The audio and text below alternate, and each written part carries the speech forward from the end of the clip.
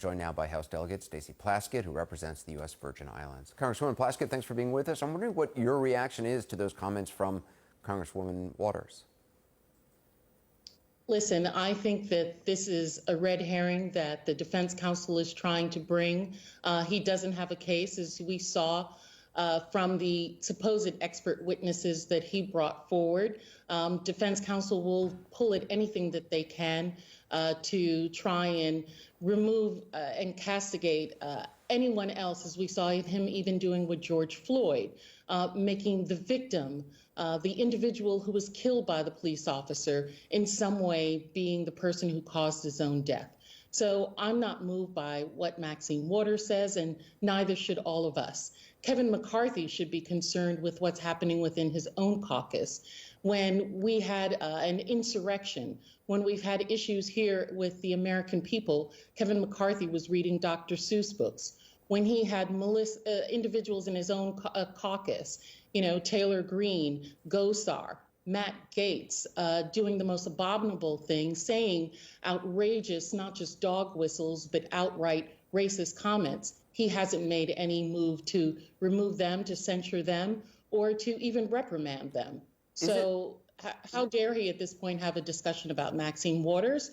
He needs to look at his own caucus and clean up his own house. Just in terms of what she said, though, is it helpful at a time like this? I mean, if a conservative Republican had said that about a rally of pro-Trump protesters, a lot of Democrats would no doubt say, well, wait a minute, they're telling people to be confrontational with police when they're on the streets. Is that really helpful?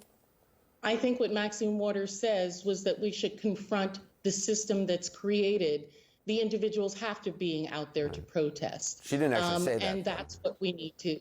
That's what we need to confront on a regular basis, that, police officers are killing our children.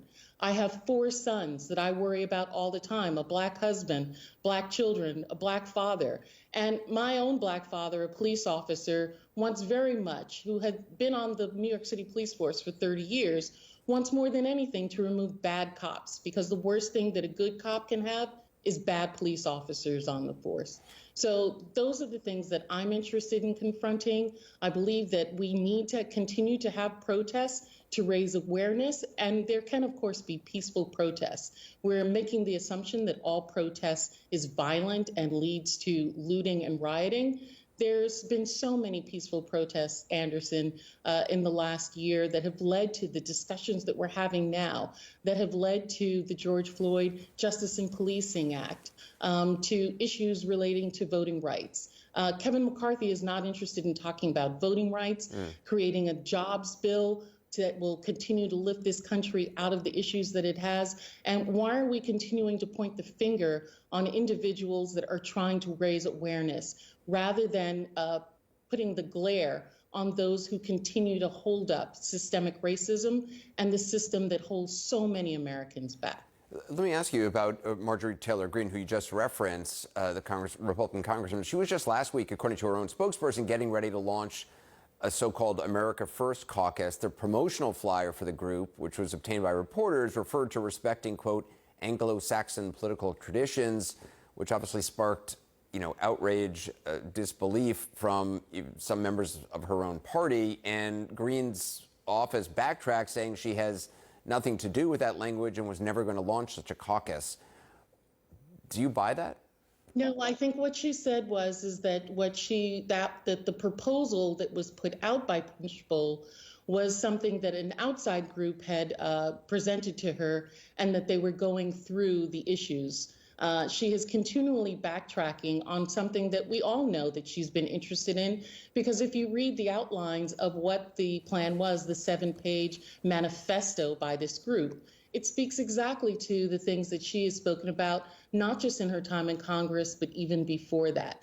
The anti-Semitic, racist, xenophobic language that she continually spouts and on her bully pulpit here now in Congress, along with other individuals who've said that they're interested and willing to be a part of this caucus. I would note also, Anderson, that we need to be careful about this group and others like it, because although this is a phrase that the former President Trump likes to use, America First, many of his former individuals who worked in his administration are forming super PACs and think tanks with that same name. You know, a neo-Nazi group, a white supremacist group, by any other name is still the same thing. Delegate Stacey Plaskett, I appreciate your time. Thank you. Thank you.